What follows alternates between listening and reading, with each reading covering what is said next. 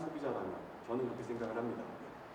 자, 그러면 테슬라 같은 차가 전 세계에 다 깔려 돌아다닌다 라고 한다면 에너지 정책 솔루션이 필요합니다. 예를 들어보겠습니다. 만약에 전 세계의 연간 자동차 판매량이 8천만 대 정도 되거든요. 그 8천만 대의 자동차가 전부 다 테슬라 같은 차다.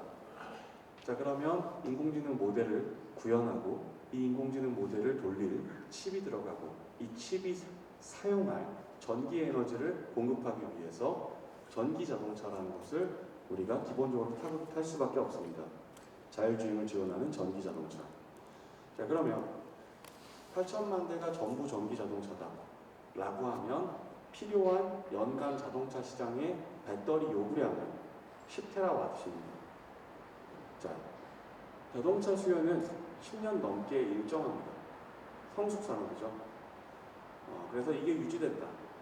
그리고 자동차의 수명은 보통 12년, 신차 기간과 중고차 기간을 다 합쳐서 12년입니다. 자, 그러면 연간 자동차 신차 수요가 전부 이런 차일 때 필요한 배터리가 10테라와트시면 12년, 모든 차가 이렇게 계속 팔렸다. 길거리에 다니는 모든 차가 전부 다 저런 차다. 자, 그럼 120테라와트시의 배터리가 필요합니다. 120테라와트시의 배터리를 장착한 차들이 5일에 한 번씩 충전을 한다. 그러면 365일 나누기 5는 73 곱하기 120테라와트시는 9000테라와트죠. 자, 9000테라와트의 전기 에너지가 있어야 이 비즈니스를 열 수 있습니다. 자, 그러면 작년에 전 인류가 쓴 전기 에너지 양은 얼마냐? 25,000테라와트죠. 우리가 전 인류가 25,000을 쓰는데 이런 사람 대체 디바이스 중에 하나인 자율주행차를 위해서 9,000테라와트가 필요하다. 엄청난 양입니다. 그래서 테슬라는 저희에게 지난해에 이야기했죠. 안녕하세요, 테슬라입니다. 배터리 데이 행사에 오신 걸 환영합니다. 저희는 지난 17년 동안 전체 개발 특허의 70%를 배터리에 집중한 만큼 저희는 배터리 회사입니다. 자동차 회사, 인공지능 회사라고 얘기하지 않고 배터리 회사라고 얘기하죠. 저희가 마침내 이 연구 끝에 개발했습니다. 에너지 밀도를 극대화하고 원가를 극대화 절감하고 충전 시간을 최소화한 최적의 모양새를 갖춘 4680셀을 개발했습니다 라고 얘기합니다. 이것이 지금 말씀드린 25,000테라와트를 쓰는 인류가 새로운 9,000테라와트의 에너지를 확보하는 방법의 시작입니다. 자, 에너지를 늘리는 나 9,000 대응해야 되는데 어떻게? 에 대한 방법은 두 가지입니다. 첫 번째, 전기 에너지의 공급량을 어떻게든 늘린다. 이게 직관적인 방법일 거고요. 두 번째는 기존에 만들어지고 있는 전기 에너지를 효율적으로 사용하는 겁니다. 왼쪽 그림을 보시면 위에는 테슬라가 깔고 있는 태양광 패널들입니다. 공급량을 늘리는 직관적 접근이죠. 자, 그리고 두 번째, 효율적으로 사용한다. 저장하는 거죠. 테슬라의 ESS, 에너지 저장 장치입니다. 테슬라는 총 4가지 종류의 ESS를 팔고 있습니다. 저 같은 개인이 집에다가 부착해서 쓸 수 있는 소형 ESS, 그림에 있는 중형 ESS, 그리고 초대형 ESS, 마지막으로 전기자동차 타지 않고 꽂아두면 이동용 ESS죠. 에너지 저장 장치를 어마어마하게 팔고 있습니다. 그리고 전 세계 모든 시장의 에너지 사업자 등록을 마치고 있고요. 더불어서 개인과 개인, 개인과 법인, 법인과 법인 간의 전기 에너지를 사고 팔 수 있는 인공지능 에너지 거래 플랫폼 오토비더를 상용화시켰습니다. 자, 이게 무슨 의미인지 종합적으로 설명을 드려보겠습니다. 제가 지난밤에 저희 원전 100년 동안 365일 24시간 돌아가죠.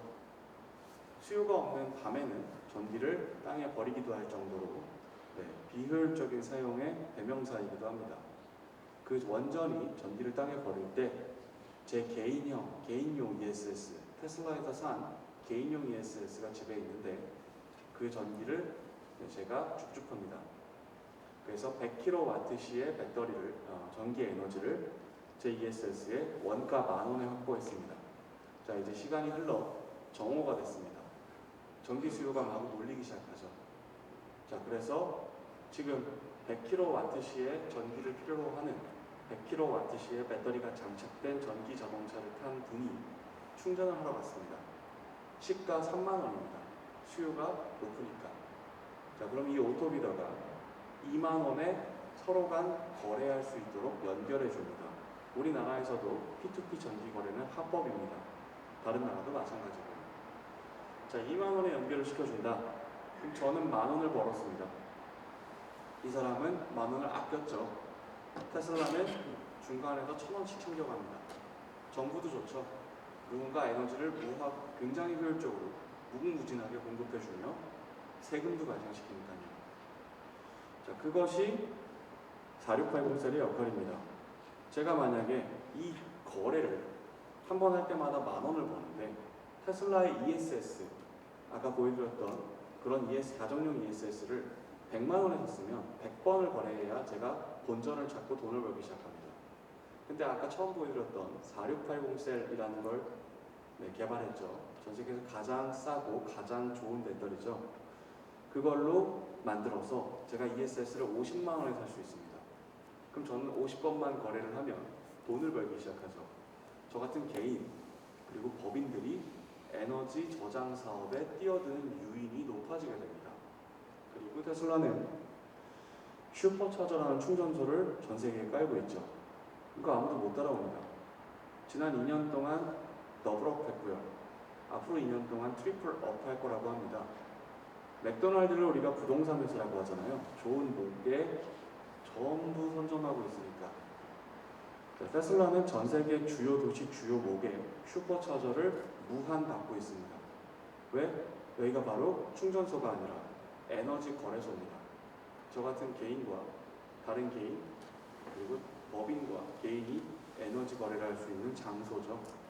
그래서 엣지 디바이스로서 자율주행 자동차에 전기 에너지를 공급할 수 있는 에너지 거래소를 독식하고 있습니다. 그리고 저런 에너지 공급을 통해 자동차 시장에서도 엄청난 돈을 벌 수 있는 근간이 되는 거죠. 세 번째는 네트워크입니다. 자, 테슬라가 하는 건 아니죠. 테슬라의 형제 회사, 자매 회사인 스페이스X가 하고 있는 일입니다. 둘 다 일론 머스크가 CEO고요. 자, 1957년에 스푸트니크라는 러시아 구소련의 인공위성이 인류 최초로 발사가 됩니다. 그리고 그 이후 인류는 6,7천 개 정도 되는 인공위성을 지금까지 쏘아 올렸죠.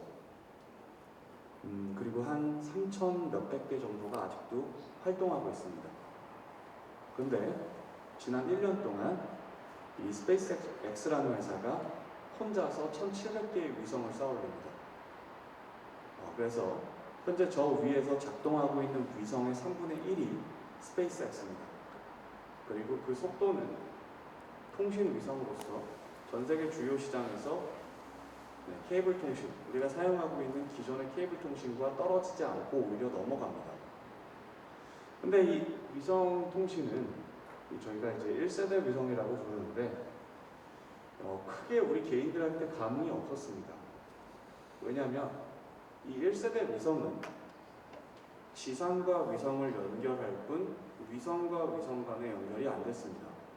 그래서 제가 한 손에는 스마트폰, 한 손에는 위성 안테나를 들고 오지에 가면 제 스마트폰이 위성 안테나를 받고 위성에 간 다음 이 위성이 가까운 케이블 통신에 연결해주는 그런 기존 케이블 통신의 보안 수단으로서 작동했었습니다. 지난 1년. 자, 이제 지난 9월 2세대 위성이 올라갑니다. 위성에 들어간 배터리의 용량이 3에서 20kWh로 7배 증가하고요. 더 힘이 세진 만큼 더 센 칩, 더 많은 안테나가 위성에 장착이 됩니다. 자, 그러면 이건 뭘 할 수 있느냐? 드디어 위성 간 통신이 됩니다. 제가 50년 전 논문도 읽어봤고요. 10년 전 논문, 그리고 1년 전 논문 다 읽어봤습니다. 위성 간 통신은 압도적 통신 역량을 보여주죠. 밴드위스에서든 레이턴시에서든 엄청나게 높은 그리고 낮은 레이턴시와 높은 밴드위스를 보여줍니다. 제가 읽어본 논문에선 지구인이 지구에서 쓸 수 있는 가장 이상적 통신수단이라고 얘기하죠. 위성 간 통신은 오른쪽 그림에서 보시는 것처럼 배적 케이블을 탈 필요가 없습니다. 저희 발밑에 있는 지상 케이블을 탈 필요도 없죠. 케이블이란 마찰제가 존재하지 않습니다. 그리고 공기도 없고 중력도 없죠. 빛의 속도로 데이터가 아주 굵게 빠르게 이동할 수 있습니다. 이 통신 수단이 열린 겁니다. 지금까지는 왜 못했냐 이 좋은 걸. 근데 다 아시죠? 얼마 전에 누리호 발사했잖아요. 700km 올라가는데 20조 들었습니다. 시대는 다르지만 물가도 다르고 아폴로 11호가 달에 다녀오는데 100조가 들었죠. 스페이스X는 제가 봤을 때는 21세기 최고의 발명품 중에 하나라고 불립한데 이 로켓 오른쪽에 그림 보시는 이 로켓을 재활용합니다. 올라갔다 내려왔다 올라갔다 내려왔다 굉장히 말은 쉽지만 전 세계 유일한 기술이죠. 그래서 로켓의 발사 비용이 1000분의 1입니다. 20억에서 50억. 그래서 매주 지금까지 60개씩 위성을 쏘아올렸고요. 지금 테스트하고 있는 게 저 오른쪽 끝에 있는 가장 큰 로켓입니다. 내년에 상용화된다는 것을 계속 언급하고 있는데 기존에 60개씩 쏘던 로켓이 왼쪽에서 세 번째에 있는 로켓입니다. 엄청 차이가 크기에서 많이 보여지죠. 저걸 통해서 한 번에